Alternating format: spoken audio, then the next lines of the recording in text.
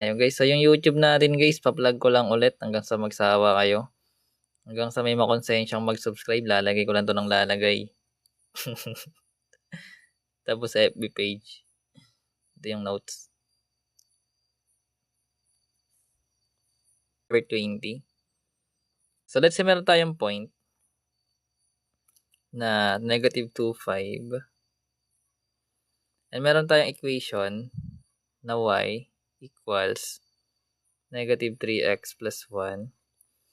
Then ang tanong guys is, what is the equation of the line passing through this point that is parallel to this line? So, yung tanong is yung parallel na equation. Equation of the line.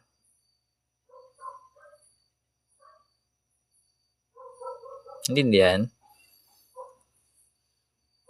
So, given yung points, tsaka yung equation na line, ang tanong is yung equation of the line na parallel sa point, sa line na y equals to negative 3x plus 1. Equation ang hinahanap, ibig sabihin something like this ang itsura dapat niya. So, pwede mong kunin yung guys in many ways. Kung anong trip mo, pwede ka intercept form, slop Warner, averaging. Antok na ako. Antok na ako Dami nanonood ay matulog Gusto ko solve, ayaw tulog, ayaw naman sumagot. Liwag. Ayaw niyo sumagot. Tulog na nga kayo, live na nga ako. Tulog na. Bye guys. Basta naman, thank you ulit. Nadyak na. Assignment. So, pag ganito yung given guys, pag parallel yung lines, ibig sabihin, yung slope ng line 1 mo is equal sa slope ng line 2. So, ibig sabihin, ito kasi guys, naka-form na to ng y equals mx plus b. So, madali natin makuha yung slope. Wherein yung slope na ito is negative 3. Ito yung sagot. So, ngayon, given yung point na negative 2,5, ito yung gagamitin natin para makuha yung equation na parallel dyan sa y equals to negative 3x plus 5, plus 1. So, ngayon, meron kang point, meron kang slope, point-slope form ulit. So, meron tayong point-slope form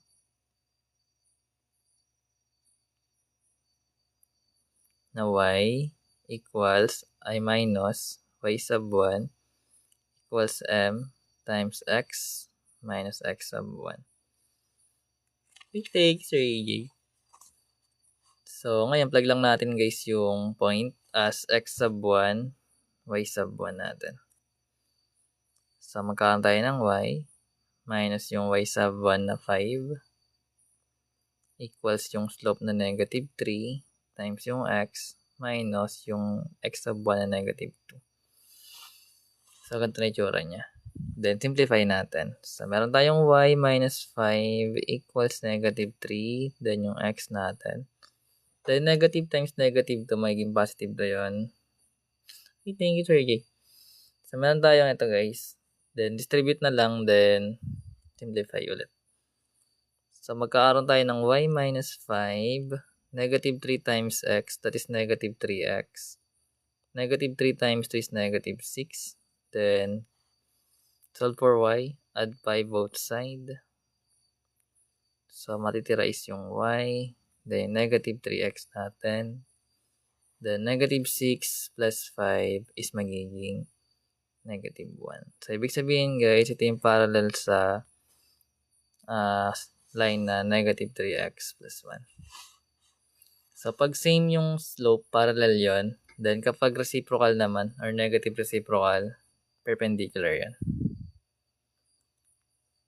So, dapat alam nyo kung reciprocal na. Pag hindi, okay lang yan. Number 21.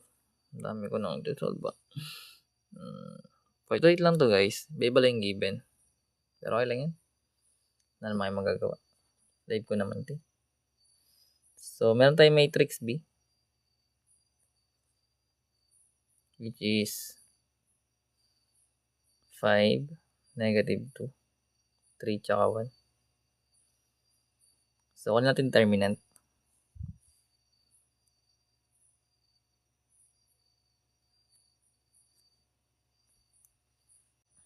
Pag ganito guys yung mga given, marunong lang kayo mag-integers. Kasi mag-cross multiply lang naman yun. Basta yung formula is minus yung operation. So, meron tayong 5 times yung 1 minus yung 3 times yung negative 2. Then, solve na. So, meron tayong 5 times 1 which is 5. Then, negative 3. Negative times positive times negative. So, magiging positive yun. Then, 3 times 2 magiging 6. And 5 plus 6 is 11. So, 11 yung determinants na rin. Basta ganun siya ginagawa.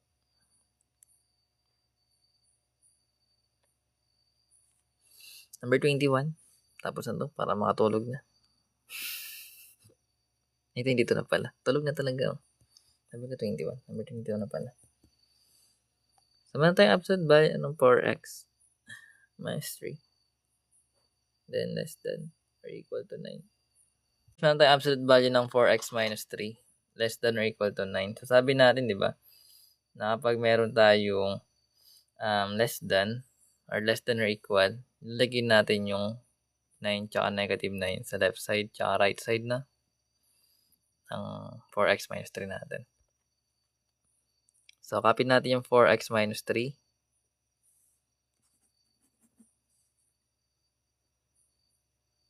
Then, yung symbol.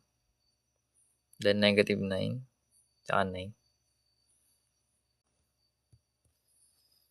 So, meron tayong 4x minus 3 guys. Then, less than or equal to negative 9 but greater than or equal to 9 na.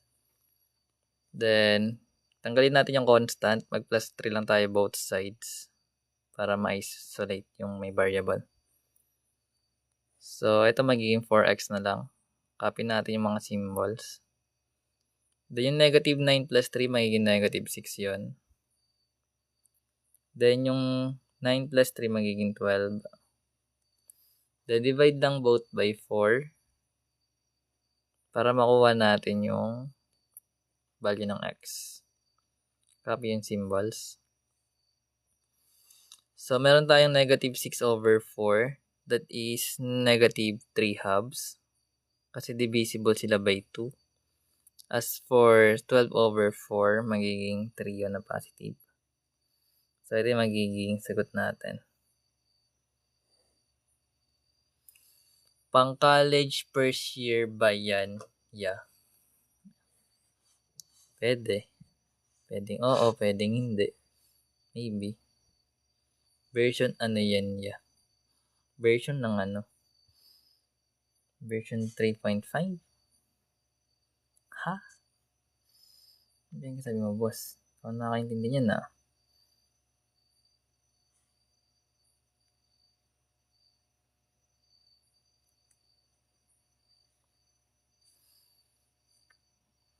Kuya, pwede yung pang grade 9 math. Nalilito po ko kahit isa lang. Ay, bawal. Nandito nga ni. May 11-11 na. All is well. All is well na guys. All is well. Anong version? Ano yan? Anong version? Pinagkasabi mo. Pinagkasabi mo nga ni. Hindi ko maintindihan nga ni. Number 23. So, number 23 na guys. So, let's say, ano kayong trig naman, trig. Ito pang grade 9 trig. So, let's say meron tayong cosine.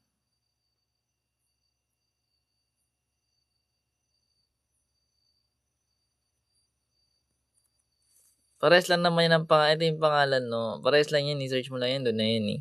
Nasa pin post. Nasa pin post. Nasa bio yan, eh. Sa bio. Bio ba?